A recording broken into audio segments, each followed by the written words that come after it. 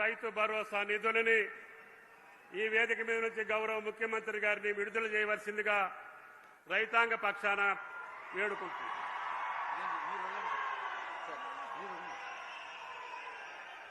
Honourable CM గారు Rythu Bharosa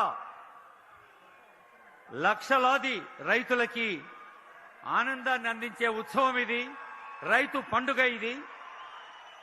Sandeep Kumar Sultania principal secretary finance, అలాగే principal secretary agriculture Surendra Mohan garu, ఇంకా జిల్లా కలెక్టర్ అహ్మద్ గారు, ఇతర పెద్దలందరి సమక్షంలో జరుగుతున్న పండుగ ఇది. ఆనరబుల్ సీఎం గారు రైతు భరోసా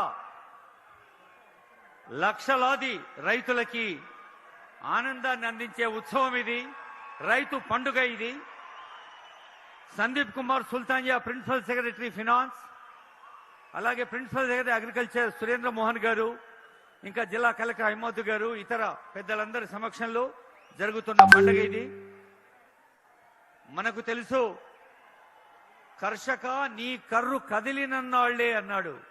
అదిగో జంగా రాఘవరెడ్డి గారు మరి ఆ రైతుకు సంబంధించిన అంశాన్ని ఇస్తున్నారు.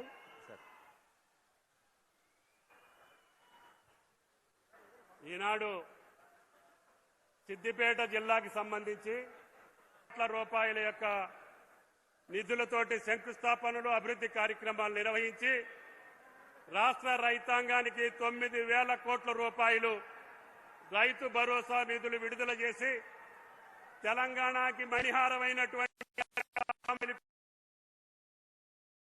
అదేవిధంగా రిఫైనరీకి, ఆయిల్ రిఫైనరీకి శంకుస్థాపన.